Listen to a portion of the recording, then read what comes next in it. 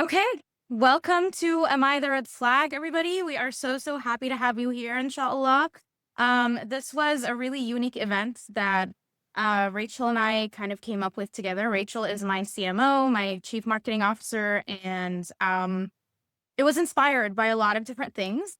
Um, so it was kind of actually inspired by this reel or this TikTok, if you guys haven't seen it before.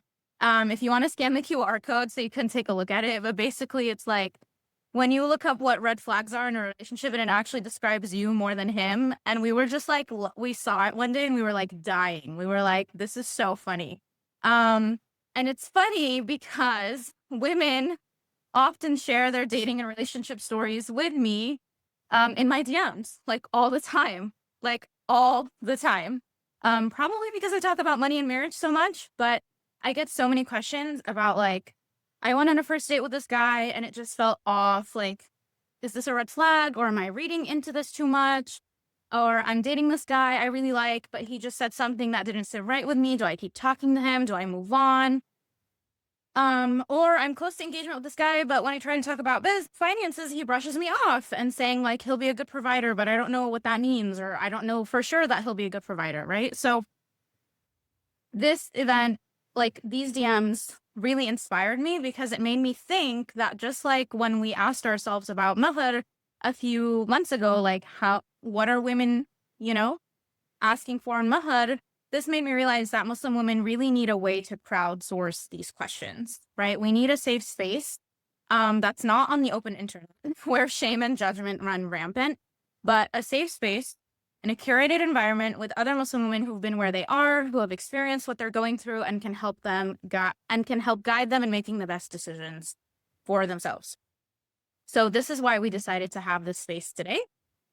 This space is an opportunity for women who submitted their stories to talk about their dating and relationship scenarios. It's a blend of entertainment, humor, and serious discussions about dating and relationships as a Muslim woman, and an opportunity to crowdsource your experiences and get honest feedback and advice from me, Cody, our therapist, and therapist and coach, and your community of sisters. Okay, so it's not just me and Cody providing our takes, though we will be doing that. We also want to hear from all of you. All right. So what this event is not, and I want to be perfectly clear, this is not a place to shame or judge women for their perspectives and their experiences. We are not attempting to sacrifice respect for our sisters for entertainment value and humor. Yes, there are going to be entertaining aspects to our conversation today, but that's not the point of the event. The point of the event is actually meant to be a learning opportunity for those who submitted their stories, but also for everyone watching as well. Like these women are actually genuinely seeking feedback and we want to be there for them.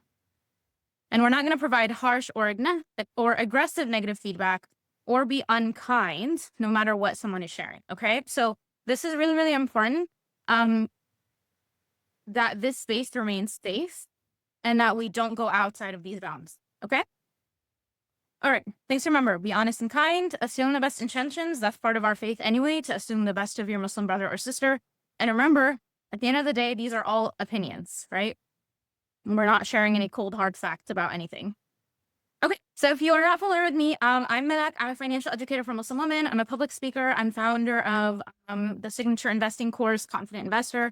And I'm host of the M-Word Conversations, the last one being the one about Mahar. And obviously we're doing Am I the Red Flag today, and there's going to be many more to come, inshallah. And then I want to introduce you all to Cody. So Cody Qureshi is a registered associate marriage and family therapist, and she is a subconscious rewiring coach. So Cody, I'm just going to hand it to you if you want to introduce yourself very briefly to everybody. Yeah, hi, assalamu alaikum. I'm Cody. I'm a convert as well. I know some people find that to be like an important part of my identity. So I've kind of seen like the non-Muslim space and the general problems there, and then like the really unique aspects of the Muslim space and the problems that kind of occur. And I just moved back from Pakistan, so I feel like I'm really familiar with these things now. And excuse me if my voice is ever weird. I'm recovering from like a month-long cold, but I'm really excited to be here with you guys and get into all of it. Yay, we're so excited to have you, Cody. We wanted to have Cody on. Actually, Cody and I met in a very interesting way. We met through Rachel, and Rachel and Cody met through me. So Cody followed me I talked about Rachel being my marketing director at the time. She's now my CMO. And then Cody needed some help, and then she like reached out to Rachel, and then Rachel was like, "Oh my god, I got another client through you, and she does like premarital counseling and all these issues that you talk about in your content. She sees in her practice." And I was like, "Stop!" And she's like, "You guys need to collaborate." And I was like, "What a small world! Like, life is crazy." So super excited to have Cody on. Really important that we have her perspective as well. Because obviously I'm pretty rooted in the money and marriage piece, but she's kind of rooted in like the deeper psychological aspects of being in a relationship, and she sees this on a daily basis. So super excited to have her here. I also wanted you guys to meet my team. My team, I can't do my business without them. They have literally helped me up level the business so much, and I'm so grateful for them. Some of you may have met Drea before. She's my online business manager. She kind of handles all of my KPIs. She handles my inbox, customer service, all these things. So she couldn't be with us today because she's in Spain living her best life. So I'm happy for her. And then Rachel is, you guys may have met her at the Met Her conversation. She's my chief marketing officer, and she calls herself a Swiss Army knife when it comes to marketing. So she's great. Rachel, do you want to just say hi? I know you'll be off camera, but Hi, everyone. I'm so excited to be here and to be here for another M word conversation. yay. Thank you. I just want to shout out Rachel because Homegirl has been putting in work to make this event happen. So let's just give it up for Rachel because she's been doing an amazing, amazing job. So just wanted you guys to know who the team is, inshallah. Okay. So my goal is, like we said, make this a safe, faith-rooted space to have real conversations about dating and relationships, whatever comfortable looks like for you. Camera on, camera off. No, obviously no hijab needed if you're off camera. I definitely never have my hijab on if I'm off camera. Change your Zoom name, share your experience, ask questions, or just listen if you don't want to participate. Like if you're just here to like observe and feel the vibes, that's fine too. Okay. Use the chat, respond to polls, show up however you want. The way that this event is going to go is first, Cody and I are going to read the story for you that has been submitted. We have chosen 5. We're hoping to get through all 5, but we might just get to 4 depending on how deep these conversations go. Cody and myself are going to give our takes, and then we're going to open it up for live discussion and feedback from all of you. Okay. So for the live discussion, if you want to speak and talk, please raise your Zoom hand and we'll call on you in order so you can unmute yourself. And then if you want to respond or add to the live conversation, use the chat whenever someone is speaking. Okay. So just want to set some etiquette in stone. Okay. But before we dive into the first story, I did promise you all that I was going to let you in on a secret. I was going to make an announcement today. And I'm going to give you all something special for being here. So drum roll, please. I'm so excited to announce this. Okay. So, like I said, I talk to Muslim women who are dating about money and marriage every single day, like all the time. They're always sharing their fears and anxiety and real life dating and relationship stories with me. And one of the few things that stands out to me inside these DM conversations is 3 things. Okay. Number 1 is that these women have watched other women in their lives settle in their marriages, and be unhappy. And they're afraid of making the same mistake, right? Which is why they're coming and asking for advice. Or they're feeling the pressure to just choose somebody, especially as they're getting older, and they're afraid that they're going to regret it. Or they're ready to be married, but no one they've met so far has felt quite right. So let me know in the chat if this resonates with you, because I see these 3 fears all the time, like all the time. I actually feel these 3 fears all the time too. As someone who is turning 29 in the next 2 weeks, inshallah, and being unmarried, I definitely feel all of these things. I'm feeling the pressure from family, from society, from all the comments I get on my reels on Instagram. Definitely have seen people in my life settle, and I don't want to repeat the same mistake. And definitely feeling ready to be married, but haven't met anybody. Okay, let me know if this resonates with you. I definitely want to hear from you guys in the chat, inshallah. So Yeah, 1 and 3. and 3. Yes, 1 and 3 for sure. Anyone else? A lot of hearts on that one. All three. Yep. Definitely feel that. 1 and 2, not ready. 1 and 3. Okay. Cool. Thank you guys for sharing. I know this is like difficult to talk about, but this is why we're here. Um, and every story that I hear is different. There's different contexts and there's different nuances. But I can point to one thing that I have noticed personally. If the sister in question that I was talking to, if she knew what she wanted just a little bit more and was a little bit more firm about what she wanted, and if she knew herself completely, then she would know when a man is a good fit for her and when he isn't. I sense a lot of hesitations when women ask me questions in DMs, like, should I not? Um, but if she was just armed with like the deep self-knowledge and honest understanding of who she is at her core, she would know what truly mattered to her in her life. And that would really help her choose her partner and not settle, essentially.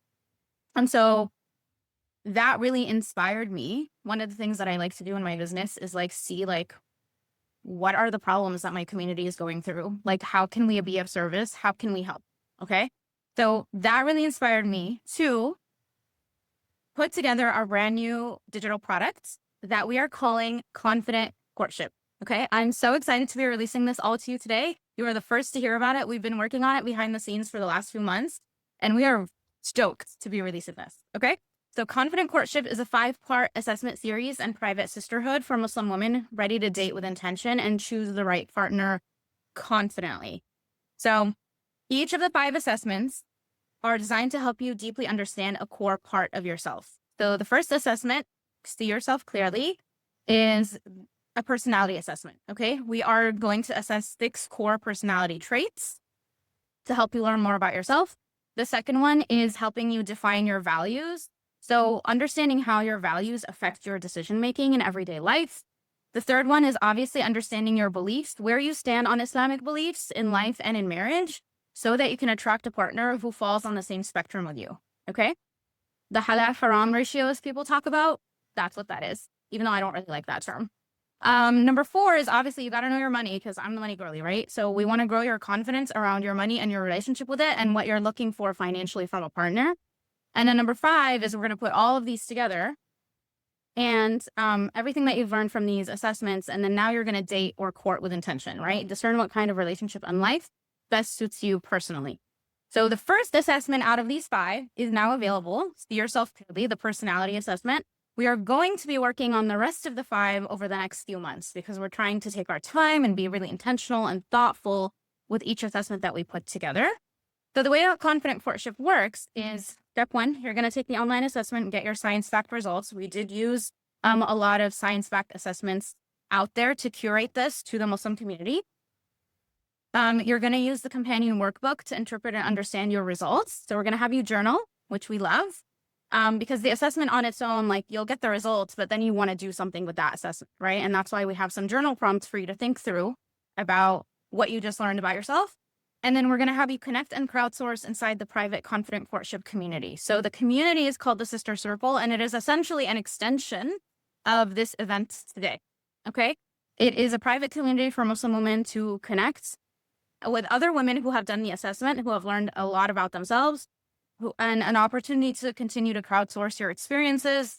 And as you navigate courtship, if you don't have people in your life that you can maybe trust or go to, maybe sometimes your friends don't give you the best advice, your family doesn't give you the same best advice, this is the space for that. If you're like talking to someone or you did the assessment and you learned something about yourself and you're like, this is coming up for me in my relationships. How do you ladies overcome this, right? I don't think a platform like this currently exists on the internet for Muslim women. So I really wanted to create it because I see the struggle every single day. So like I said, the first one is see yourself clearly. So this is available today. So this one, we are going to talk about how your personality affects the way that you date and show up in a relationship. So what you're drawn to, what throws you off, how you handle emotions, and what kind of partner truly complements your energy. And then if you are already married, the personality trait is actually really great. So you can understand yourself more to understand the dynamics present in your marriage.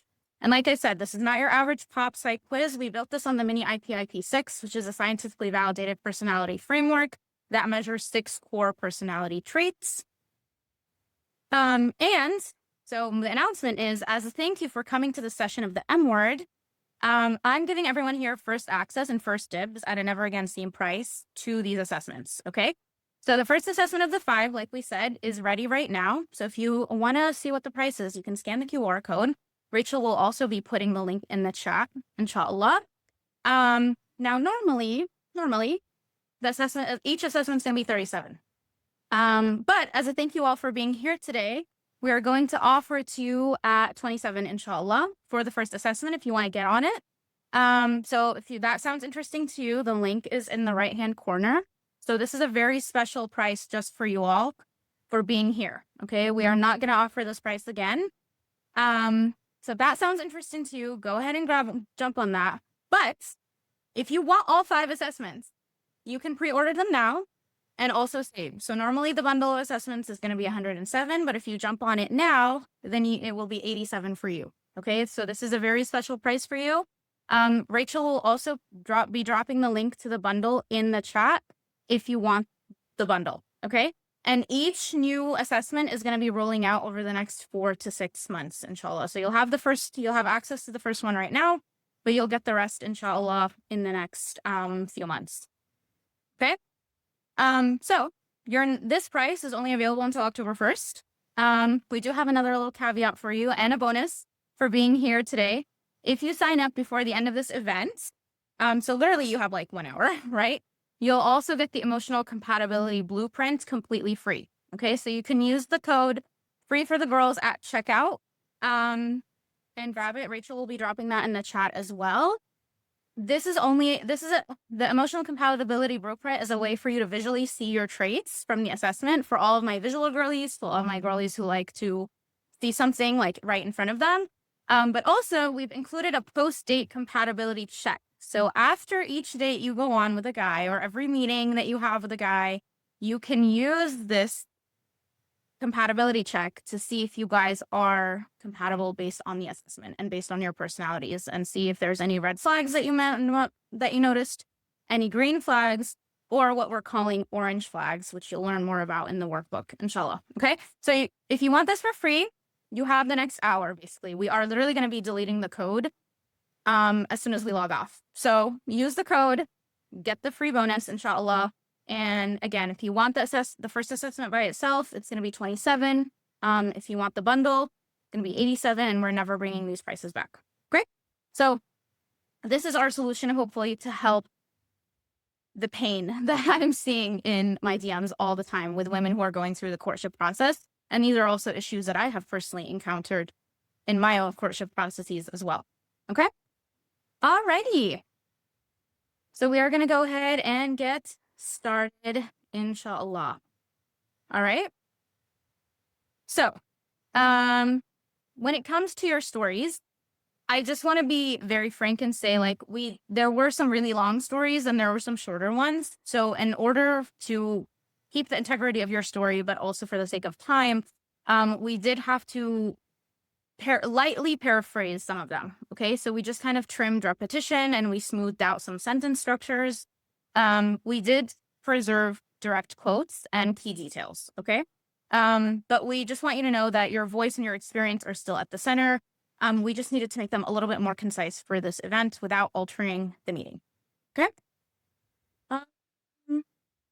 And if you are either watching, if you're live or you're watching the replay or you're listening to this, as a special thank you for submitting your story, if every sister who submitted a story, whether it was chosen for the event or not, we're going to give you Confident Courtship completely free. So if you did share your email with us, look out for a message from us next week with your free access. If you did not include your email but want to claim your gift, then just email us at info@manapkuteni.com and let us know which story is yours, so we can give you your gift, inshallah. Really appreciate everybody who was vulnerable and submitted their stories.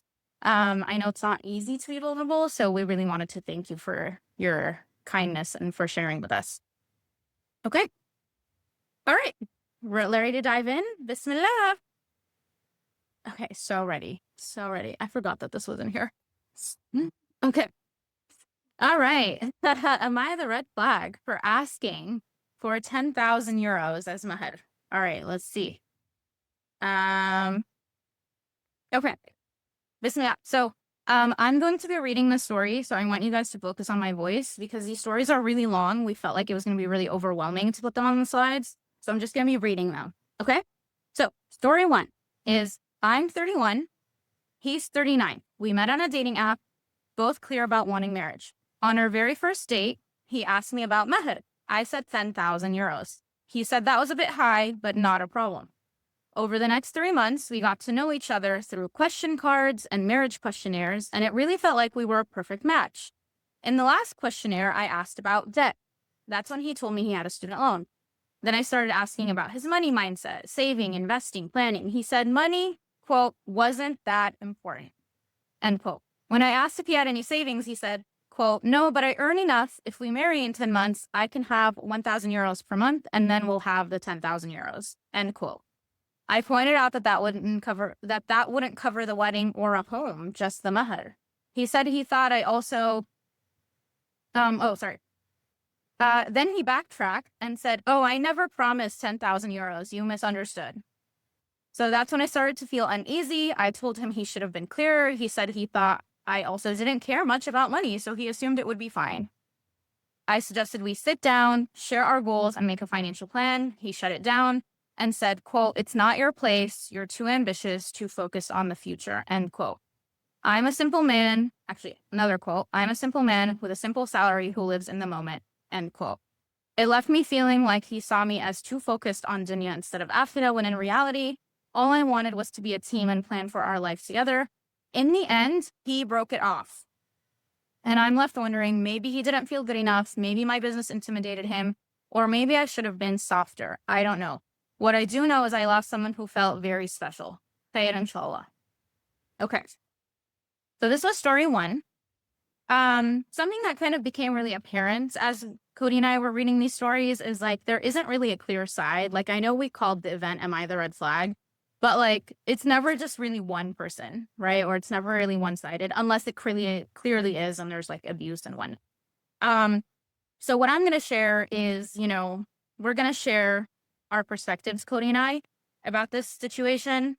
And we're not going to be like, oh yeah, he's the red flag, she's the red flag. We're going to try and discuss it as a whole. Okay. So I want to start with one of the main issues is this timeline when talking about money. Okay. So he asked about Mahad on the first date. And she gave him a number. And the problem when that happens is talking about Mahad on the first date, in my opinion, is too early. And I think it's also inappropriate. It's inappropriate because you're two strangers who don't care about each other yet, right? Like, this is just somebody like you just met, you don't know anything about them. If you get to know somebody a little bit more, then as a woman, you might be inclined to reduce that mahar that you're thinking of if you really like the guy. And as a guy, he might be inclined to meet your mahar demands if he likes you, right? But the problem is when you're strangers, you're not going to be willing to make any concessions because you don't know each other like that yet, right? And giving a number at the beginning can really like throw off the vibe because it may give an incorrect impression of who you are. Okay. So if a guy asks on the first date what mahar you'd like, you can say something like, I agree mahar is really important and definitely something I'd want us to talk about seriously if things move forward. However, I think that's a little too soon for a first conversation. I'd rather get to know each other first before discussing that.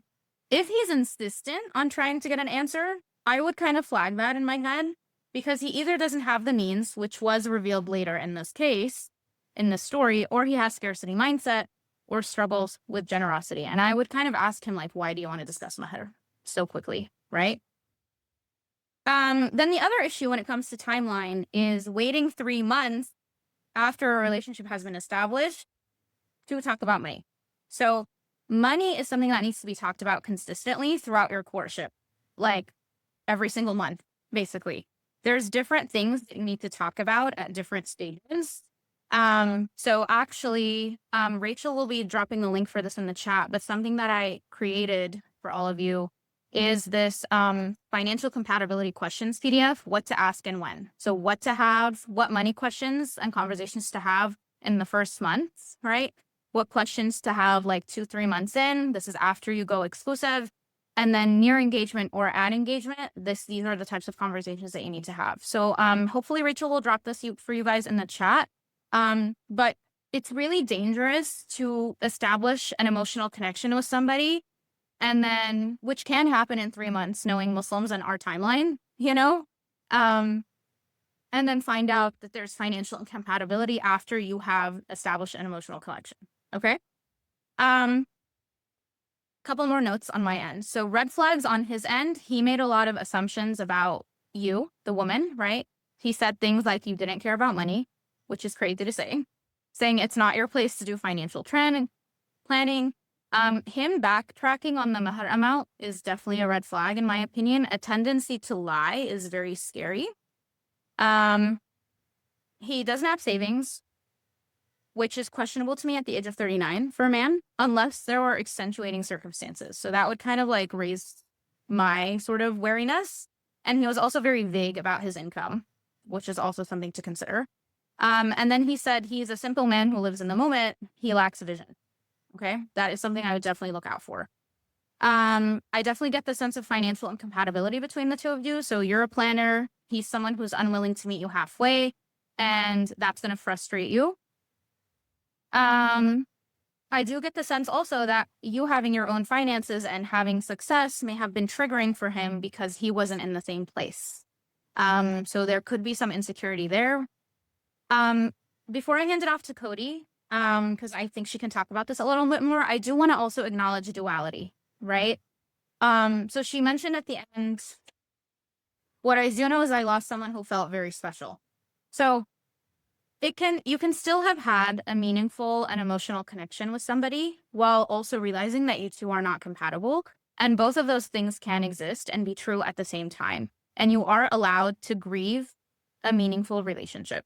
Okay. So I want to acknowledge your feelings and say, like, it's okay if you feel the way that you do, because we can love someone who's not the right fit for us. Okay. So those are my thoughts. Cody, I'd love to hand it over to you to hear what you have to say. Yeah, that was so well done and detailed. To kind of jump off of the duality part at the end, what I do see a lot with clients is trying to overwrite the negative parts because of the positive parts. So even relationships that are leaning close to financial abuse or emotional abuse, something that's really strong, just the way that our brains are designed, is the incompatibility, like the difference between having this some areas of compatibility, usually the emotional part versus areas of incompatibility, and then having highs and lows within a relationship actually becomes addictive to our brain. And so that's why it's so hard to let go of these instances. That's why we focus on, I feel like I lost somebody who was so special to me, knowing that there were so many things that maybe we weren't so aligned on. So being able to take a step back and look at, okay, what are, and this is why everything in the special offer that she has is so important, because I do this with clients all the time. What are my actual values? What are my actual beliefs? Who am I as a person? And over the long term, our feelings go up and down in marriages and in relationships. When kind of like the honeymoon phase ends, what am I going to be left with? If, the special feeling leaves, am I just going to be stuck with the incompatibilities, or are there going to be other beautiful things that will uplift us at that time?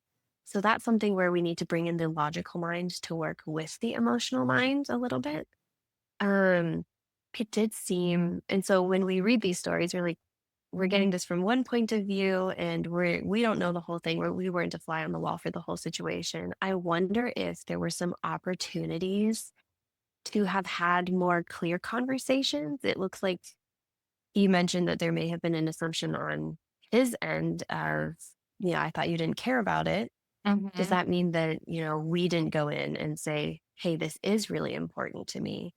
Or noticing, okay, we have this agreement. Something I also mentioned is it's important Islamically. I'm not a scholar, but it's important to have agreements, especially when they're really big agreements like financial ones, written down on paper so that we can come back to it. We know what the agreement was. Even when I work with couples, I kind of, when they leave like couples counseling or coaching, I have a document of here's everything we agreed on, because we're going to forget. And when we get in a fight, we're going to not use the facts, we're going to use our emotions. So to have a document to look back on and be like, okay, here's what we actually agreed on is so helpful. So it seems like there were some misalignments, not on just like financial compatibility, but almost even maybe like power struggles where he says it's not your place, you're too ambitious.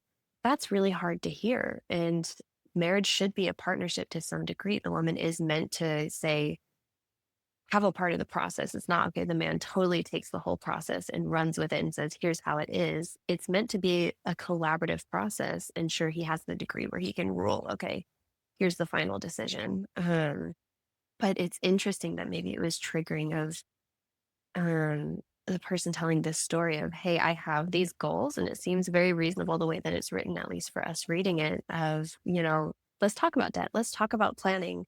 And then the hard no for that is a really big sign. So I'm curious. It sounds like he broke it off. I'm curious maybe why she was hesitant to be the one breaking it off. But I think inshallah. Oh, also I want to touch on the line of maybe I should have been softer. I'm really curious Mhm. what that is. So being soft, as a woman, if we're in our feminine energy, okay, there's softness, there's creativity, there's go with the flow. But at the same time, it's not being permissive and not allowing anything to happen just for the sake of you being soft. You're allowed to have an opinion. The way that we say it, though, like the words we use, the tone we use, and the volume we use is all important in being soft, but you're still supposed to have your own boundaries and your own thoughts and opinions to express. You can do that as softly as you'd like, but we don't kind of like sweep things under the rug for the sake of being soft because that will only lead to resentment.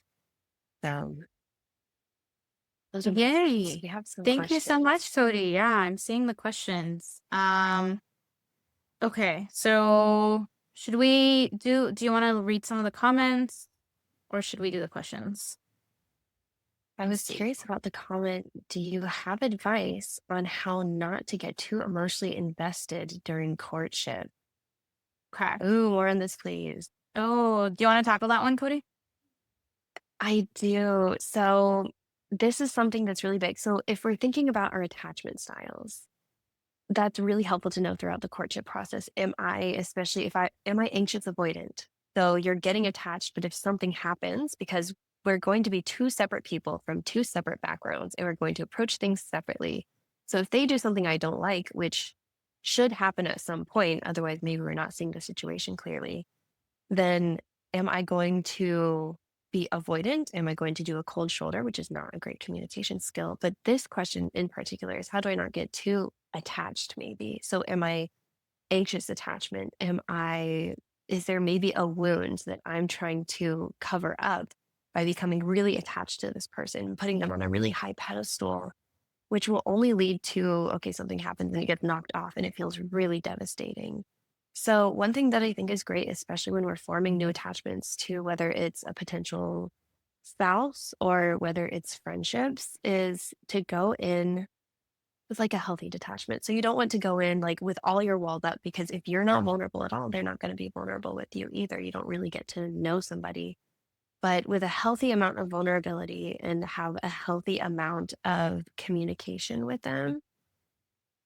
So what I is kind of like positive dissonance where you go in and you're checking in with yourself regularly. So for couples who are closer to engagement, I say doing a weekly check-in with each other every week as the problems come up. But I think the getting too emotionally invested during courtship happens a lot on the front end before we really get to know the person. So this story especially it was 3 months, and they became really special to me. We have to go in knowing this is another human being. We are all flawed human beings. And that sets a little bit of expectation. We don't go out saying, okay, they're going to mess up at some point. Let me scan for any time that they mess up.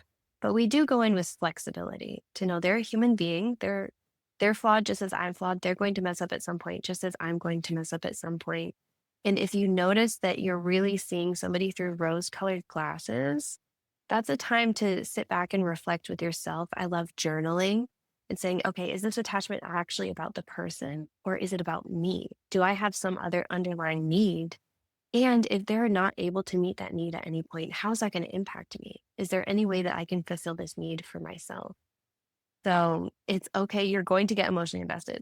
At some point, it's going to happen.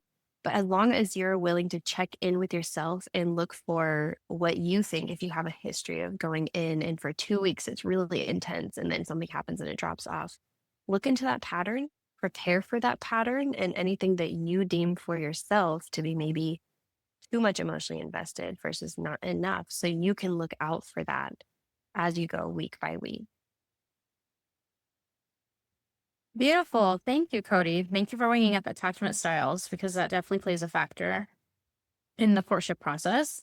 I'm seeing a lot of questions about like asking about talking about money too early, or like why are the compatible like the financial questions, the doc, why do we ask some questions at sometimes versus others? Um, and then there's a comment about I dated someone who after our first date said I expect the woman to participate in the household financially, and it was a turn off. And talking about money is really interesting because what we just saw in the story is like if you wait too long to talk about money after there's an emotional connection, then you're going to struggle because you might realize you are deeply financially incompatible. And now it's like, oh crap, like now I have feelings for this person, you know? So, um, this is why you ask like questions, um, at different times of your courtship. So, to tackle a question about like, oh, he said our first date, I accepted the woman to participate in the household financially and it turned you off. Well, good. That's good. Now I'm like, you know where he stands. And he told you how he feels right away. And now you can be like, oh, like, I don't know if that's what I want. Like, and this comes to the whole not getting invested too emotionally.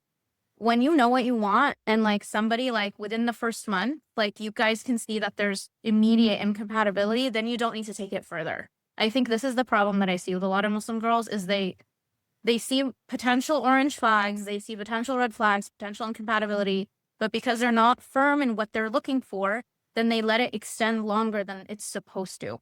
Right. So actually, in my opinion, it's a good thing that he told you expects the woman to participate in the household financially right away, because now you know that's not what I want, you know?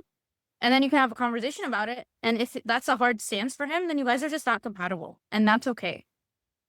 Okay. And then in terms of like asking someone said I'd ask these questions like too early in the relationship. There are some financial questions that need to be asked up front just to know if there's like initial compatibility, and other questions that I outline to ask later during the courtship phase, because some questions need rapport and trust. So like asking somebody about how they like their scarcity mindset or how they grew up with money and how they feel about it. Some of these things are really, really deep and vulnerable. And someone like within the first month, they're not going to open up to you like that, you know, because you haven't established that trust. So that's why they're structured the way that they are. And obviously, like, you know yourself and your relationship. The document is just meant to be guidelines. Like, if you want to ask some of these questions earlier up front, it's fine. But that's why it's designed the way it is, inshallah. Yeah, it helps if the man is clear about his views at the start of the courtship so that I know right away if it's going to go in a good direction or not. Yes. Um, so I'm going to be talking about Chipotle guy later in the story, our story today, but I've shared the story about the guy who wanted to take me on a date to Chipotle, and that actually wasn't the issue that broke us up. The issue was that he had very close female friendships that he was not willing to let go of. And this was within a week of us talking, and I was like, I really like you, but I can't get past that.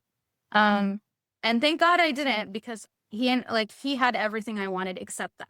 So, and the Chipotle thing, which we had to discuss, which I'll talk about in story 3, inshallah, because that's more relevant there. But I'm really glad we like cut it off after a week, because I know I could have gotten emotionally attached to him. And I'm glad he like stated who he is and what he wanted up front, so that I was like, okay, cool, I can't do this. Right. So, okay. I think we can move on. I think we got a lot of good discussion and questions from this one, inshallah. And you guys are going to notice that these themes are going to keep reoccurring in basically all of these stories. So, Cody, do you want to go ahead and read story 2 for us? Yes, and this one's kind of a chunky one, so buckle in. I'll give a dramatic reading to the best of my ability and to make it interesting. But this is something that I think I see a lot with premarital clients as well. And it's again kind of talking on the roles. So I'm 25, talking to him, 26. He told me upfront that his preference was for a stay at home wife. But for context, I'm a third year medical student and I plan to do a 5 to 7 year residency. He knew this from the beginning. And I told him I was fine being the primary caretaker after residency because one, I never planned to work full time as a physician. And two, I've always aspired to be a family oriented woman, taking advantage of the blessing that Muslim women don't have to worry about finances if their husband provides. We had long talks about schooling, kids, timelines, and I answered all his questions. But when we got to finances, I was shocked. He expected me to contribute financially and wanted the same say over my income as I have over his. So to him, everything went into one pot. If I set money aside for a safety net, he said that would be sketchy. His reasoning was that me being a doctor would take away from the family and disadvantage my children by not being there for them. And the only way to justify that, he said, was if my income made up for it. So paying for a bigger house, a nicer car, vacations, and even school tuition. We also talked about household roles. I said that I expected my husband to help with chores and kids. And he agreed, but with a caveat. Quote, I shouldn't spend on him for chores. Oh, I shouldn't depend on him for chores the same way that he shouldn't depend on me financially, but on rare occasions, we'll help each other. So then in finances, he said if I needed a housekeeper, it wasn't his responsibility to pay. And since I'd agreed to be the primary caretaker, if I worked and needed help, that was on me. From my perspective, one, it's a wife's right to request hired help and the husband should cover it. And two, I grew up with house help. My mom didn't want me cleaning, she wanted me to focus on my studies. And my parents gave me a high standard of living. What I was asking for was less than what my father provided, but I still expected my husband to go over that expense once we have the kids to cover that expense. His counter was that he'd only pay for help if the wife was a stay at home mom and truly trying her best. But in his eyes, I couldn't be trying my best unless I quit my job. So to me, he was contradicting himself. If he wanted a stay at home wife, you'd think he'd provide the environment housekeeper, helping around the house, paying for everything regardless of my income. Instead, it felt like he punished me for wanting to work, pushing me into a provider role, and him refusing to cover things, relying on my income for comfort, went again went against both one, why he won't do household chores, and two, what he says he wants from a stay-at-home mom. Honestly, I felt like he didn't really like me for several reasons, but I hadn't given him enough of a reason a big enough reason for him to say no. So in his head, I was probably pretty enough, but in other ways, not to his standard. So what made up for that was my earning potential. And unless I agreed to financially participate, there was no benefit to marrying me. Instead of treating me like someone he wanted to take care of, he kept trying to take more and more just to see how much I would give. In my head, I thought, if I was really the kind of woman he wanted to marry, why would he push me to pay and encourage me to work more? So we stopped talking. You guys, I was reading this and all the comments were The comments are crazy about this. We've heard enough. Oh my Please, may he goodness. never find us. I mean, but I'm dying, you guys. Oh my gosh. Okay, Cody, what are your thoughts? Um, I have so many, and I was just going through, I was like, okay, I want to talk about this. I want to talk about this. I want to talk about so to not take all the time. Okay, what's interesting was at first we thought we agreed. So he said his preference was to have his wife be a stay-at-home mom. And so although she's really ambitious, she has this part of her that's like, you know what? I'm not going to be a career woman. I agree that I can do that. But then as time went on and the discussions got deeper, it was like, no, our expectations of this are not going to match. So the first time I went over this, I was thinking also, sometimes even in marriages where the man works and the woman stays home 100% and does everything, sometimes what I've seen in men is they think that, okay, my not being here because I'm working, my money makes up for that absence. And it does not. Your wife doesn't feel great just because there's money coming in if you're not coming home and cuddling. Or the kids aren't like oh, okay, at least we have a bank account. But they're not seeing their dad. And so I think it was interesting that his trade-off was, well, you have to financially provide to make up for it because I don't think the two things are equal. So I think he could have the possibility to find a woman who really agrees with all of these things because there are women who believe that. And she had the possibility, and Inshore will find a man who supports her in the way that she wants to handle all of this. But I'm really intrigued by her comment of I felt like he didn't really like me for several reasons. Because I do think as I was reading this, I was like, a man who really wants a woman is going to bend over backwards for how to support her and kind of coming up with an arbitrary, well, if you truly try your best, then I'll provide help. Is such an interesting loophole because it's not definable and it's up to his opinion of what she's trying her best on. And we're already not agreeing so far. So how are we going to agree on what trying our best is? So there are every couple that I've ever worked with has a different opinion on how finances should be viewed within the marriage. And by the way, like finances are within the top 3 of why people get divorced or why people break up. I've had premarital couples break up after we start talking about all of these different things. Um, but they were not compatible completely, it seems. But what was the other thing I wanted to check on? Yeah, I mean, my main thing was if we truly like our potential spouse, we're going to try to meet in the middle somewhere. And it seemed like maybe we both were not ready to meet in the middle. The way that she wrote about is he was unwilling to kind of like consider more of her. I think she was willing to kind of consider some of his viewpoints, but I'm not sure that he was as willing to consider hers. And then the last thing I wanted to touch on is when she said if I set aside money as a safety net, he said that would be sketchy. That's all right to have a safety net. And it also speaks to maybe his insecurity a little bit of, it's all possible. And somebody also made a comment earlier about like talking about a prenup. So I'm like, I'll let you talk about that. But there's a lot of insecurity that comes up with that. And so he's afraid, okay, will you not need me? So there's also the battle of control in these discussions a little bit. So I found it really interesting. I think couples come to me a lot with these kinds of concerns. And the big thing is when we're talking about roles, so many of our premarital and even our marital discussions about what roles do we have within the relationship. So it's so critical to find somebody where you really agree with these things. It's not going to be easy every time, but if it's as big of a difference as this, I think that's something to really consider and say, is this something that I want to have to struggle with for our entire relationship and have like kind of power struggles between the two of us in negotiating? That's my take. I wanna know your take. Well, a lot of the girlies actually in the chat who touched on what I was gonna say, so I'm so happy to hear that. This is a story for he is the red flag, for sure. This should be on Reddit for Am I the Asshole? Okay.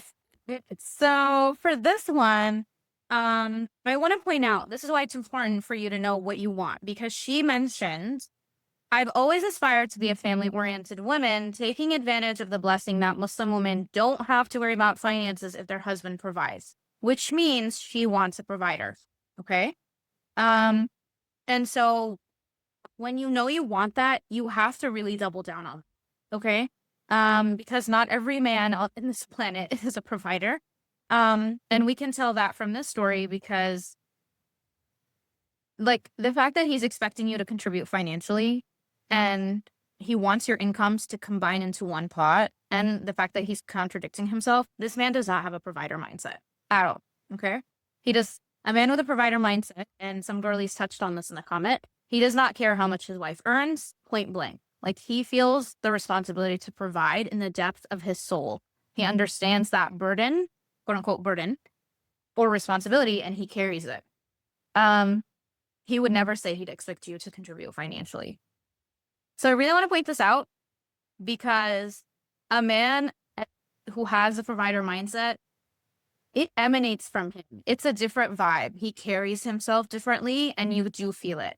Um, so if you want that, please, babes, double down on it. The concept of he's not willing to pay for the cleaner because you're not home doing the cleaning, but then he's expecting you to work so he can live a nicer lifestyle is crazy. That's insane. Um, I'm curious if this sister had told him she's gonna quit and stay at home, like she's gonna let go of her ambitions, right? What his reaction would have been like. You know, would he have stepped up to the plate? If he panics and is unhappy about that, then you know your answer, right? I want to make a comment about him not contributing to household chores. Boy math. Yeah, the math is not mathing. Yes. Him not contributing to household chores. Men aren't better than the Prophet Sallallahu Alaihi Wasallam. You guys can always hit them with that one. Hey, the Prophet Sallallahu Alaihi Wasallam used to contribute and you're not better than him. I'm so sorry. And instead of treating me like a woman he wanted to marry and take care of, he just kept trying to take more and more from me to see how much he could get from me. And I do think there's truth to that statement. Unfortunately. So, ladies, if a man doesn't like you, it's okay. There's going to be someone who does. I promise you there's going to be somebody who does. Not everyone is for you. And he can go on his merry way. It's all good. I'm sensing insecurity and grief. Okay. Awesome. He is a red flag. I want to send him an unknown mail telling him he's a red flag for them as a man for women in society. Maybe this is the same guy from the first story. No stay, no flag. Oh my god, you guys are savage. Also, I just dated myself. Apparently, Gen Z doesn't stay savage. Did you know that, Cody? I got sold the other day. But all the lingo's going so fast. I was know, thinking I about like keep up with cat, it. which was so big recently. Now it's gone. Yep, now it's gone. Okay. I think we're all in agreement here that he's the red flag. All right. So story 3. Oh, but before we get to story 3, Rachel was letting me know that some of you guys were having trouble with the code at checkout to get the bonus if you wanted to grab Confident Courtship, either the assessment itself or the bundle. Rachel has now made it so that there's no code necessary, but it's the offer still like it has to be within this event. Okay, so once we log off that event, that offer will no longer be available. So please, if you want to hop on it, just go to the link. Rachel dropped it in the chat. And just grab your free bonus, inshallah. Yes, make sure you add it at checkout. Okay, let's go to story 3. Am I the red flag for marrying a man who splits costs from the start? Okay. Bismillah. Story 3. Me, I'm in my early 30s, him, mid 30s. Okay, so they're both in their 30s. He split the bill on our first date at a cafe. During our talking phase, he invited me to a few shows and basically made me buy my own ticket each time. Sometimes he would pay for dinner and sometimes we split costs. Excuse me. I married him anyway because he was better than my other options. We've been married for a few years now and he's still frugal. We both have graduate degrees and comfortable incomes. Okay, so this is a woman who chose to get married. I'm going to let Cody talk about the fact that they are married and how to move forward, because that is her specialty. My notes are mostly going to be centered around women who are not married who might encounter a similar situation. So for the unmarried women here, conflict around money in the courtship stage ideally needs to be addressed in the courtship stage and ASAP. Don't brush it off, because as you can see, these issues don't go away or become better with marriage. And I know it's uncomfortable. I'm going to acknowledge that it's uncomfortable. I've had the most uncomfortable and awkward conversations with men about money. But you're going to have harder conversations when you're married. And this also shows you early on how the men that you're talking to handle conflict resolution. Okay? It's actually a great test of your potential to work together as a team. Also, I want to comment on the fact, like, a lot of women are like, oh, he has to pay for all the dates and that's his responsibility as a man. Not all women feel that way. I have talked to women who don't feel that way. So I don't want to make the assumption that that is what should happen during the courtship process. What should happen is that this is talked about and expectations are set. Okay? So, for example, bring up the fact that in this situation, bring up the fact that him not paying for things bothers you. and you want to explain why. Okay, because there are expectations that you have that he doesn't know about that are currently being unmet for you that you're almost like placing on him because he doesn't know your expectations. Um, so I'm gonna talk about the guy who wanted to take me to Chipotle, right? When he mentioned it, I like literally was like, we need to talk about this like ASAP. Um, so he said, like, yeah, if I were to take a girl out, I took her to Chipotle. And this was with us talk within a few days of us talking. And so I was like, hey, listen, I interpreted you taking me to Chipotle. That feels like lack of effort for me. And I feel like as though I'm not important enough to be treated out to a nicer place. And so I had to give him the space to explain his POV. And with his POV was that in the first few dates, he likes to keep it low key. He likes to keep it chill. Um, just as, we don't know each other yet. We're trying to see if there's even initial compatibility and if we like each other. And then he'll kind of step up more to the plate when he realizes that he likes somebody. Um, Now, whether you agree with his POV or not, it doesn't matter. The fact is you gave him space to talk about it, right? And explain like why he's acting and behaving the way that he is. Um, so him not paying isn't necessarily a red flag right away, unless you discern that he is in fact not a generous person. Um, which could be a problem, right? If you don't want to marry somebody who's not generous. But what's more of a red flag is if he dismisses your concerns after you share them, right? So if you're like, hey, this bothers me, and he doesn't do anything about it, and he doesn't care, and he doesn't try to find a solution to like make you feel better, um, then that is the red flag, in my opinion. Okay.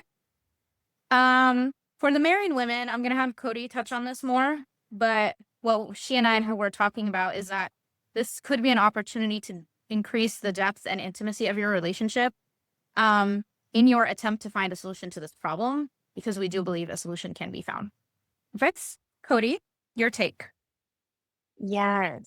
Okay, perfect. Because as I was reading this, it was basically everything she was saying. Of during the talking phase, he invited me shows, made me pay my ticket. Sometimes he'd pay, sometimes we'd split costs. So I was wondering, in the courtship phase, did we have any conversations about this? Did we realize that that was something that bothered us? Did we only realize after the fact? But now that we're locked in and we're saying, he's still frugal, the way this was written, I don't know if they've ever had a conversation about it. And I have couples come in to meet with me, married for like 10 plus years, saying that we've never had a deep conversation. So, okay, how did we get to this point? Is that what we want to continue for the rest of our relationship? Or is the no communication going to break everything? So it's so critical to have these kinds of conversations. What I love, if maybe we haven't talked about this, maybe he doesn't know that I feel upset about this, because I think he should read my mind and assume it and pick up what I'm not spelling out, which is really difficult. So if we're setting a new pattern, as kind of boring and as much as we don't want to have to spell someone out, we want them to pick up on our needs, but we have to start by spelling out what our needs are and what our thoughts are. And then as you continue to communicate that clearly, then they pick it up and maybe they'll get a little bit better at mind reading, but we should never assume that they're going to just automatically pick up on our wants and needs, without communicating it. So it, it's our responsibility to communicate the things that we want or the things that are bothering us, just as if somebody's giving us a silent treatment, we don't know what's going on. It's their responsibility to communicate why they're upset with us, because we don't know what's necessarily going through their head. So if we have a negative pattern and we want to change it, what I love to do is to set like schedule conversations. So that way you can go into the moment, again, knowing that the conversation will be tough. So otherwise, what I see in these kinds of situations is all of a sudden, he's been frugal for years and I can't take it anymore and I'm going to blow up. And to him, it's like out of nowhere. It's like, whoa, I thought everything was fine. And now all of a sudden, like, you're yelling at me about being frugal. So we went to say, hey, like, I want to talk about money. Do you have free time in 30 minutes? Do you have free time on Saturday morning? And that way you're both sitting down. You know what the topic is. It's not a mysterious, we need to talk situation that's going to make everybody anxious. It's, hey, clearly I want to talk about, our spending. Can we sit down and talk about it? If he says no, that's something to consider again. If he's just kind of like cutting you short, what do we want to do with that? And go back to the drawing board. But if you go and you sit down, you're able to come to it again. This is my big thing in working with clients these days is coming to a place where you have your emotions, you can recognize them, but you also have your logical mind. And in DBT, they call that like your wise mind. So you're able to recognize everything from a holistic point of view of what's going on with you to have these tougher conversations. Because a lot of us also come from families where we didn't have tough conversations. It was, okay, we're going to explode and then we're going to sweep it under the rug and we know everything's okay, not because anybody said sorry, but because they started talking to me, asking me what I want for breakfast again. So a lot of us, and when I see, especially in the Muslim world, we don't come from backgrounds where we learned communication. And so we have to be the ones to take all the steps and then push ourselves out of our comfort zone in order to learn how to communicate properly. So if I were to give you an outline, I would say schedule a time, be very clear. And throughout the conversation, if you notice that you feel uncomfortable, you can also say, like, you can say, I feel uncomfortable. This is new for me, but I want to get to a point where we feel comfortable talking about finances, talking about, what other patterns are going on that I don't feel comfortable with and that I would like to change. Because as couples, a lot of our fights that we have, or as families and friends, is because we want to be aligned. And I think she in this story wants to be aligned of like, okay, there is frugality, but we both have graduate degrees, we both have comfortable incomes. I want to shift for both of us. So what can we agree on? So making it collaborative should also help with a little bit of the anxiety of having a conversation. Thank you so much, Cody. That was amazing. I really appreciate that. So I really love the insight about scheduling a time to talk about this because I know so many of us growing up with our families, this never happened. Like you said, we would like have the argument, it would become explosive, and then we would just shove it under the rug and talk about what do you want to eat for dinner and like move on. Um, so I think a lot of us, and this is why I wanted to bring this story up, is a lot of us have not seen healthy examples of conflict resolution in general, but also conflict resolution over money in general. And you do need to talk about it. I know it's uncomfortable. I know we don't even talk about money with our girlfriends sometimes. So like to talk about it with a man, um, is like crazy. It's scary and it's uncomfortable. But um if you do have these conversations, it shows you how you can handle conflict together. Um, and then number two, it helps you build more intimacy in your relationship because now you've just conquered something together. Like with the Chipotle guy, before I found out he had close family friendships, I felt like after we tackled that conversation, I was like, wow, we just like encountered our first conflict and we were able to get through it. Um, and I felt like that was a great first step. And I was like, okay, we just had one difficult conversations about money, which means we can have other difficult conversations about money. Like this was just like going on a date. Like imagine the conversation about mahr that's going to come up, or the conversation about how we're going to live, or splitting household bills. So you do need to address them. And that's why knowing what you want also and your expectations financially is really, really important. So I know there's some discussion in the chat about like, well, I do expect him to pay on the first day. And some people are like, I don't think it's fair. He doesn't really like know me like that, or it's okay for me to offer, or it's okay to split because we don't know each other yet. So that's why it's important to outline these conversations.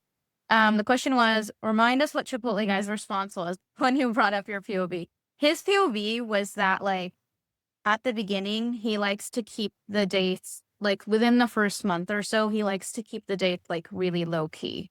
Like coffee, Chipotle, whatever, like nothing super elaborate, just to see if there's an initial connection or an initial spark. Um, he didn't have a problem paying for the dates. I think my issue was like I come from an Arab household, so I have expectations that like, and then I saw my friends, like they would be taken out to like nicer restaurants and stuff. But then when I thought about it, I was like, my friends weren't taken out to nicer restaurants until they were like either close to engagement or they were engaged. So like I had to like, kind of dial back and be like, okay, like I see your perspective. It doesn't make sense to go all out if we're just trying to get to know each other that first one. So I understood his perspective and I thought it made sense for me. You might disagree. You might be like, no, I don't like that, you know? Um, so that's why you gotta know what you want. And that's why we created Confident Courtship. So go ahead and if you guys wanna grab it. You still have what, like 30 more minutes, maybe a little bit less, inshallah, if you want the bonus. Okay, we're gonna move to story 4. Story 4 is all right, am I the red flag for keeping my savings private from my fiance? Okay. Okay. All right. Oh, yes, you're gonna do this. I'm so sorry. Go ahead, Cody. My bad. You might. No No, go worries. ahead. No, go ahead. All It's right. yours. So, am I the red flag for not wanting to share my savings with my fiance, even though he's very open about his finances? I'm 29, he's 30. We're engaged. We've already had our cup to kitab. And from the beginning, he's been very transparent about money. He includes me in all budgeting, planning for the future, and household expenses. We agreed he'll be the primary provider and I'll contribute towards bigger goals like vacations or buying our first home. We also agreed that I'm not obligated to work if I don't want to, since in Islam, he's responsible for necessities. He believes there should be no secrecy in marriage, everything shared, including savings and debts. And his reasoning is that if anything happens, neither of us should be left confused. For example, if I had debts, he'd want to pay them off. And in the long run, he sees all savings as part of a shared family pot for kids, emergencies, or joint plans. Here's where I struggle. I have a history of financial abuse in my family. Because of that, I've become guarded. I haven't shared how much I've saved, and I don't want to. Islamically, he has no right to that money, and part of me feels like I need to protect myself in case things go bad. It's not that I think they will. He's never given me a reason to worry, but trauma makes it hard for me to let that wall down. He says that it feels like I don't trust him, and I don't blame him for feeling that way. He's been nothing but honest and generous, and he's given me full access to the household budget and includes me in every plan. But I keep hinting, and sometimes without meaning to, that I have trust issues and I can tell it hurts him. I do love him, and I know he's trying to build a life where everything is shared openly, but I can't help feeling like I need to keep something for myself out of fear. I don't know if that makes me cautious or selfish. So, am I the a-hole for refusing to share my savings, even though he's being totally transparent with me? Absolutely not. Um, this is so, there's where do I start? I think it is worth exploring this fear. So if we think about the subconscious, which, my coaching business is all about like subconscious rewiring and the quantum and all of that. Um, if you are making decisions based out of this fear and based off the financial abuse in the past, and even if you say it's not that I think things will go wrong, your subconscious is more comfortable with the experiences that you've had in the past than the unknown of being secure, like financially secure in your relationship. So even if you don't think things will go wrong, that subconscious core belief is going to try to push its way into your decisions to create sabotage. So what's going to happen here is it's already you're holding on to it in this fear, and that's making him worry that you don't trust him. And that might be the first seed that could sprout into a much bigger thing, that creates a bigger issue out of how the finances are being handled. So subconsciously, I think it's really important to talk about or examine the effects of the financial abuse before. So you don't need to go all in and say, okay, here's everything transparently. While you do have a right to have your own money and your own like emergency savings, it might be a good test and way to heal, to expose yourself to, okay, let me try one small exposure and say, okay, well, I do have a separate bank account, or I do have this, or maybe I'm willing to contribute 10% to the family one and increase that as I get more comfortable. But find ways to challenge your trauma and challenge the fear so that it doesn't have such a strong hold over you. The other thing was, so the transparency about debts, we do Islamically have to disclose if we have any debts before we get married. So if you have any debts, that might be a good place to start. But if that's too triggering of what we need to be honest about with finances, maybe start with something smaller. But I do think if you're able to get over the fear and you're able to get past or get through, you can't go under it, you can't go over it, I have to go through it. So if you're able to get through um some of the triggers when it comes around finances, I think that it'll build trust for both of you and it'll build comfort when talking about finances. So I think there's room to growth, but I also think it's really doable. So, Mark, what do you think? Yeah, thank you so much for that perspective, Cody. And thank you for addressing the financial trauma piece because that is preventing her from moving forward. But I really love your suggestion about like we called it exposure therapy, right? Like slowly, like being like share one small piece of your finances and see how he reacts to it, right? And the more positively that he reacts to it, which I anticipate he will based on the way she's described him, then that will help create more safety in that area. And then you can start sharing a little bit more and a little bit more. Um, you guys know my stance on this. Like I talked about this on stories quite a bit. I talked about it the other day. I don't believe that in a loving, healthy, trusting relationship, which sounds like what is being described here, that you hide things from each other. I'm not talking about abusive relationships. That's different. So like if we're talking about that guy who though that we all agreed was a red flag, he sounds like the type of guy you should hide stuff from. Your money, at least if you're married to that type of man. Um, but in a loving, healthy, trusting relationship, you don't hide things from each other, including money. I'll go into it a little bit. Um, if we're gonna get really technical, a man does not have to be transparent with his money Islamically either. He has to provide, but he doesn't need to give you access to his accounts. If we're being like really nitty gritty, right? Um, so he doesn't need to show you his bank account. He just needs to make sure that you're taken care of. So if you want a man to be transparent with you, which is something I tell you all to think about, right? We want a man who is transparent because lack of transparency can mean financial abuse, especially in today's day and age. Um, if you want him to be transparent with you, then you will have to be transparent with him, right? It's reciprocity, right? Your fiance sharing his information with you and the financial planning and asking for your input and sharing his accounts is him being vulnerable with you. Because it's also not easy for a man to do that either, right? And he's showing you that he trusts you.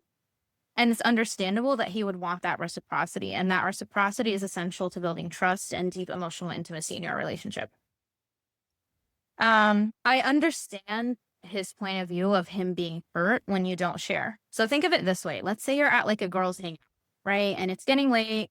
And you know, when it gets late and everybody kind of gets in their feels and you guys all start opening up about something that you're going through and it becomes really like deep and vulnerable. And sometimes you even talk in hushed voices because like you're like, whoa, this just got real.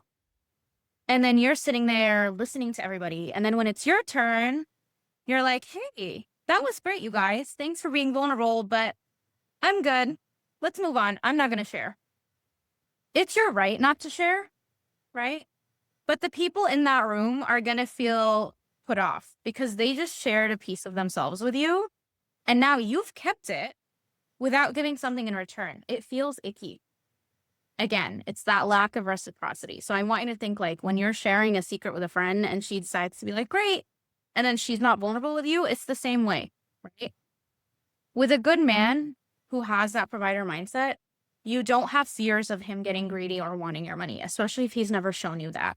And one of the things that came up in my DMs the other day when I talked about this on my stories was like, oh, the men will switch up after nikah. Well, she's had her nikah and he has not switched up, number one. And that's because he's a good man. A good man will not switch up after nikah. That's what makes him a good man, you guys. He is consistent with his words and his actions at all times. When I asked my married girlfriends how they knew somebody was the one, you know what keeps coming up as a pattern for all of them? She's like, he's consistent. He's consistent. His actions match his words. He's consistent with his behavior. He did not change after marriage. He is consistent, right? So those are sort of my thoughts. I'd love to hear your guys' thoughts on this. I don't see too many comments about this in the chat.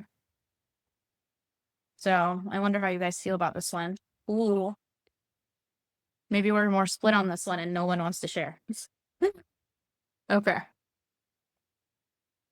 So he should know how much money she has in her account or what extent should be aware of her income. So I don't know if this couple did sign a prenup, but if you sign a prenup, which I encourage you all to do, you have to do full financial disclosure. So you have to share what's in your bank accounts, you have to share your investments, your properties, your assets, and he has to do the same. Otherwise, it's not considered a valid prenup and it can be thrown out. And the reason is because each couple needs to know what is happening, what assets each one is coming into the marriage with. So to answer that question, if you're going to sign a prenup, then he'll be aware of all of it. If you guys decide not to sign a prenup, which I don't recommend, then I do think he should know just in general, like what accounts she has and what money she has, which is also really important in case she passes away too, right? God forbid. Like he needs to know how that money needs to be dispersed. Because there could be like people who need to inherit from her, and especially if they get to the point where they have kids, like her kids get to inherit from her. So it's really, really important. And then obviously if you're going to live together, you should set up a living trust, which means that you will need to be disclosing all of your assets so you can leave your assets to your children. So this gets into a deeper conversation, but what I'm trying to say is he should be aware of everything if he's a good man. Okay, how do you approach the prenup conversation? After the prenup, should he still be in the loop about what her income is? Have you had folks talk about prenup in your premarital counseling? Cody, has that come up for you? Did. I had only one couple actually, and I recommend it as well because if you live in a country that if anything happens, which you never know what could happen, if you live in a not a Muslim country, then it can be difficult for a divorce or even like an execution of a will to be done Islamically. So that's one of the big things that like somebody could get a brain tumor and become a big jerk, like nothing of their own fault, but anything could happen. I've only had one couple come in and say, "Hey, we both have already agreed that we want a prenup, but we want to talk to a sheikh or an imam." Because they were asking me like, "How should we do a prenup?" I was like, "I do not know." I am but a therapist and a coach. I'm not like a legal expert or anything like that. So I referred them to somebody else, but they had already had that conversation. What I know is if we're going into these conversations, we should approach it when we're feeling calm, which we'll probably feel a little bit nervous, but saying like, "Hey, just for both of our protection, for our honesty, um, I think, and hopefully we would never have to use it, but I would feel really comfortable if we had a prenup." And if they're coming back with insecurities and feeling defensive, that's something to take into consideration and even say like, "Okay, I'm noticing you're being defensive. Is there anything within that?" I had a friend who was my husband's friend who was talking about a prenup with his fiance at the time and now my friend because they did get married, but she shut down the prenup conversation really hard. So people do have emotional reactions. But I think the best that you can do is frame the conversation intentionally and say, "I would really like, I know this is a controversial kind of topic, but it's something that's important to me. So if you're able to be open-minded, I would really appreciate it. And if you're uncomfortable with anything or you have any worries about this conversation, let me know and I can kind of work you through what I'm thinking." Yes, I love you. I love that. I mean, I do love you, Cody, but I love I love that I love that response. Um, what I'm gonna say about prenups is, um, I wouldn't. Most men are actually amenable to a prenup. I think usually the more difficulty is like getting women on board to sign a prenup. Um, what you can do if somebody is opposed to it is I would bring up how it's mutually beneficial to both of you and how like those are the two things. How it first of all it protects the Sharia. It's the only way to protect the Sharia in the West. And number two, it's beneficial for both of you. So in the sense that it protects the Sharia, your nikah is not considered a legal document for the purposes of most Western governments. So they don't care. Like, you being married Islamically is not you being married legally. So what they do care about are the legal documents in case of divorce. In the prenup, in Islam, as you guys know, like, you don't automatically get access to all of his assets when you get married, and he doesn't get your assets. This concept of you guys combine assets when you get married is a very Christian concept of marriage. It comes from the concept of, like, when you get married, you become one. We don't believe that you become one. You are two individuals coming together to share your life. And so whatever assets he came in with, whatever assets you come in with, you both get to keep. Now, are there going to be joint assets that you guys build together in your marriage? Like if you buy a house together, or if you invest for retirement together, or like a college fund for your kids? Yes, of course, those are going to be joint. But a prenup helps protect both of your individual assets so that in the case of divorce, you guys get to keep your own assets. You leave with the assets that you came with, and you can decide how mutual assets will be split. And so this protects the Islamic way of doing things, right? That's why you get a prenup. And obviously it's like mutually beneficial for both of you guys to keep the assets that you came with. A lot of pushback that I get from women is like, oh, well, what if I don't work, right? And I want access to his money. Like, that is something you guys can talk about up ahead. Like, hey, if I don't work in the case of divorce, I want some sort of financial compensation, right, for that. Or the other argument from women is like, oh, well, I'm not planning to work, so I don't need to sign a prenup because I'm not worried about this. I'm not going to have my own money. Well, you don't know that you're not going to have your own money. What if like something happens and your husband is laid off and now you need to step up and work? Or what if you get an amazing business idea and you start a business during the course of your marriage and the business takes off and is doing phenomenal, and now you have your own, business that's generating income for you? What if you come into inheritance from your parents and now you use that money and you put it in your bank account, or you invest it, or you buy a house with it, and now that money is yours, but if there was divorce, now he gets to claim half of it? Like, it's really, really important that you sign a prenup. We don't have all the time to talk about prenups today. Maybe this can be another M-word conversation in the future, if that interests you guys. But I have teamed up with a team of Islamic lawyers who have created this website, Bayani. And they have created basically pre-curated personalized Islamic templates that you can personalize for yourself. The prenups are pretty affordable, and you don't need an attorney, which is great.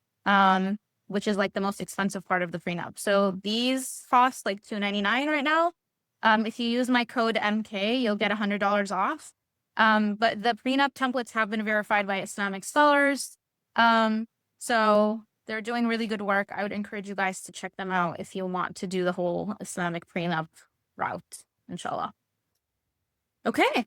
With that being said, we are technically at time, so I don't know that we'll get to story 5. I want to be respectful of everybody's time. But I think we got a lot of really good conversations today. Let me go ahead and just reshare my screen just to wrap up. I would love to hear any takeaways that you guys got in the next just 2 minutes. Anything you learned, anything that made you think, any reflections that you had. Also, if you liked this style of events and if you think we should do more, inshallah, let me know. And then also a reminder that if you want to grab the emotional compatibility blueprint with Confident Courtship, we will be taking that down after we log off in the next few minutes. So if you want to grab it, go ahead and grab it. We have the link in the chat for you, or you can scan the QR code. But I just want to hear your guys' thoughts. Would love if we continue with story 5. Okay. Cody, do you have the time? Who wants story 5? I do. My kids are gonna storm in, but you can take over if you'd like. Okay. Are you guys okay if I just talk about story 5? Because I have the time. Okay. Okay, we'll do story 5 then. Wow, everybody wants the last story. Okay, cool. All right, Cody, thank you so much for participating. Before you log off, everybody, if you want to stay connected with Cody, please follow her on social media or email her. And she is going to be sending you a special gift after our session to kind of help you figure out how to rewire your subconscious and shift old patterns, which I'm really excited to be receiving. Um, Please stay connected with Cody. She's amazing. Thank you so much for being here. And hopefully we'll stay in touch, inshallah.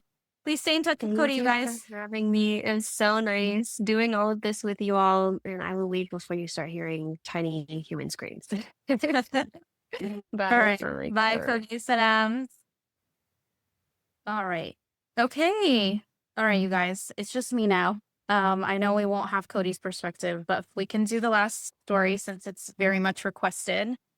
Okay. So the last story is, am I the red flag for thinking he just wanted a cheap wife? Okay.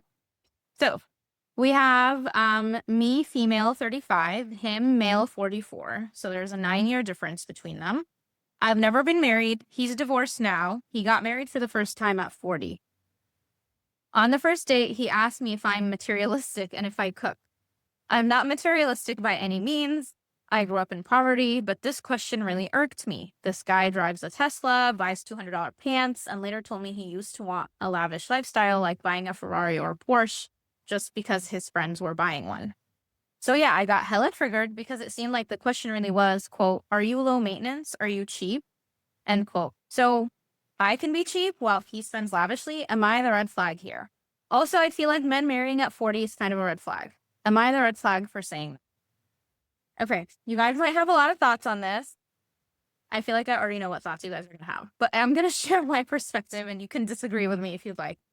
And here's the thing. I just want to preface by saying this is a shorter story, so we don't have the full context. And I also don't know how the question was asked. I don't know his tone. And I don't know what follow-up conversations they may have had. But from the information that I was given, my thoughts is that I think there were a lot of assumptions made here. I obviously don't know I don't know the tone his question was asked in, but him asking if you are materialistic does not necessarily mean that you're low maintenance or cheap. This could have been a failure of communication on his end. Maybe he was trying to figure out if you meet his level of materialism. So maybe he does want a bougie girl too, who won't judge him for his spending or who wants that up-leveled lifestyle as him.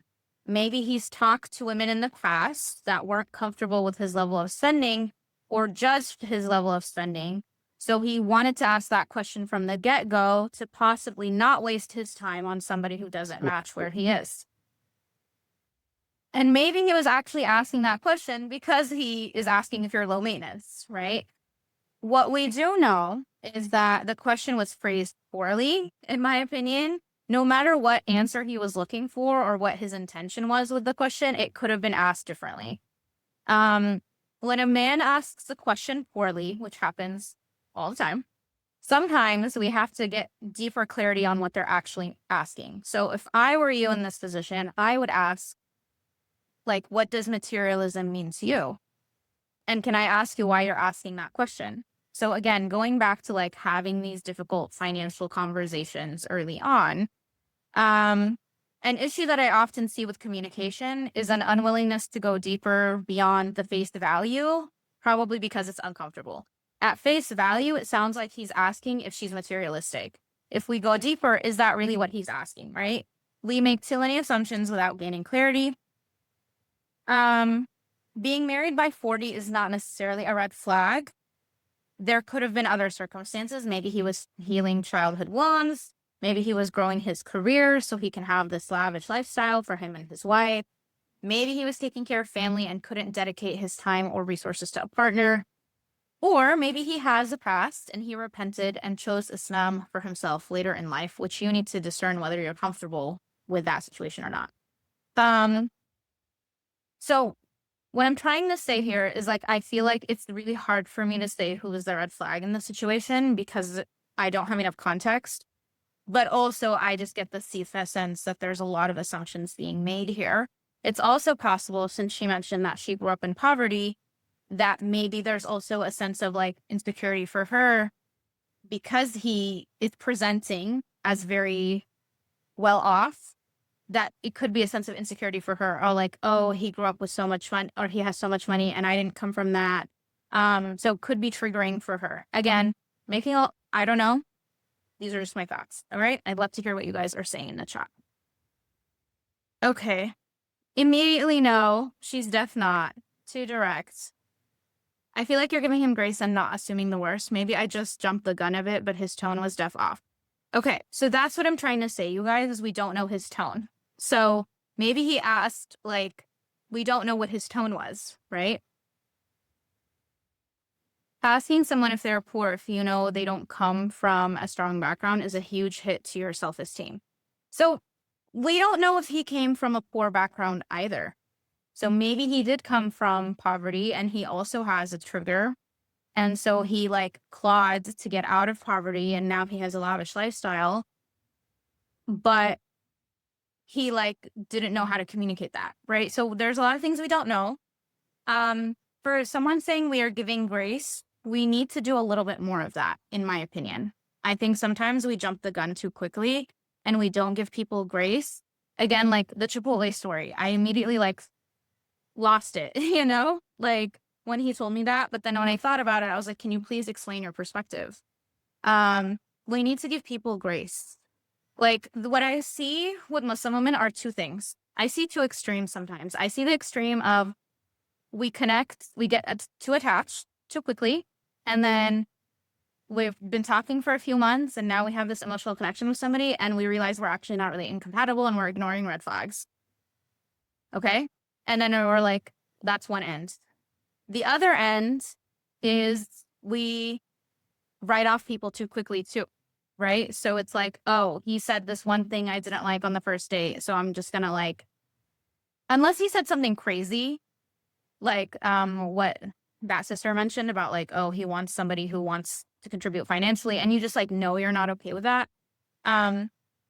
I think when it comes to communication, we need to give people grace. Now, what I would say is like, if indeed she asks him and gets more clarity, and it turns out he really is asking if she's low maintenance or cheap, then that could be a deal breaker. She gave him the grace and the opportunity to explain himself.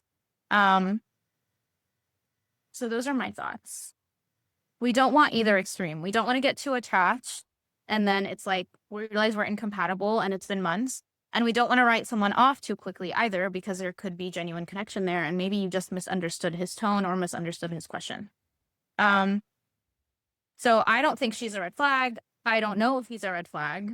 It's a big question mark for me. Okay.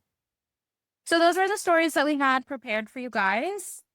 I just want to hear like any takeaways, any reflections, anything that you learned. I saw there was a request to have the next M word be about prenups. Yep. Yes, we can do that, inshallah, if that's what you guys want. We can bring an attorney, inshallah, to talk about it, if that is beneficial. Yes, the last story was really about communication. Yes, exactly. Okay, yes, we can do prenups if that interests you. Rachel, we have our next topic. Yay! We're actually meeting on Monday to talk about we're gonna like plan our quarter for quarter 4 and quarter 1. And we always are gonna be like, what events are we gonna do? So I guess we have our answer for the next one. Inshallah. Really helpful and great. A prenup discussion would be really beneficial. Okay, cool. We got it. Prenup will be the next one, inshallah. You're so welcome. I'm so glad you guys benefited from this. Like I said, this space we're going to have more of these discussions. If you guys want to re-listen to this, we are going to be sending the replay, both video format and audio format. It's going to be on Spotify, so you guys can listen to it. Thank God. Actually, moving forward, any digital product that we release is going to have both a video component and an audio component for people who just like can't sit down and watch, because that is me. Yep, we love a podcast. Same. So you guys can listen to this on Spotify. Even the intro video for Confident Courtship, we have an audio version too that you can listen to. So we're going to move in that direction, inshallah, and meet you guys where you're at. Okay. So you guys have a couple more minutes. If you want to grab Confident Courtship and get the bonus, we will give you 5 minutes after we log off, and then we will be taking that down, inshallah. But thank you all so much for being here. Thank you for joining me. I hope this was beneficial, and inshallah, look for the next event, which is going to be about prenups. Looks like, for down, voted by popular vote. I hope this was beneficial, you guys. Thank you so much, and we will talk to you soon, inshallah. All right, everybody. Assalamu alaikum. I hope you enjoy the rest of your Saturday. Salam.